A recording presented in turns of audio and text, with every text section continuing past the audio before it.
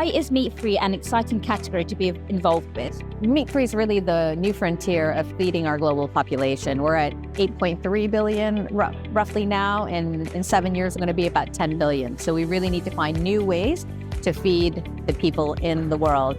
And the majority of our arable land is actually used to creating feed to feed animals that then humans consume. So meat-free really, I think, is pushing the pioneer shift that's needed in the global food supply chain. Being good for consumers and the planet. When you think about food, it's people eat that both for nutrition but also for enjoyment, and it's really a community event. If you look at the history of human civilization, people came together around food and cherished recipes.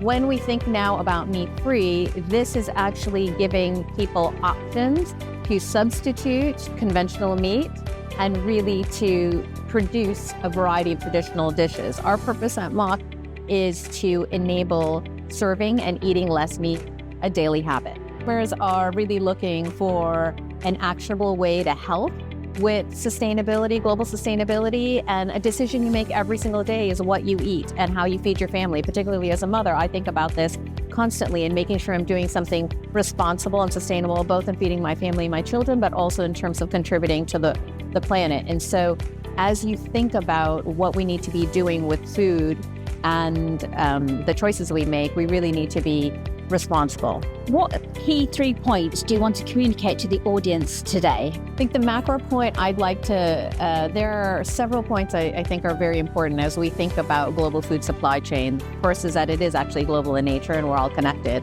And when you have a natural event, like let's say the war in Ukraine, nobody really realized that Ukraine was actually producing a significant producer of fertilizer that then affected farmers and crop production globally.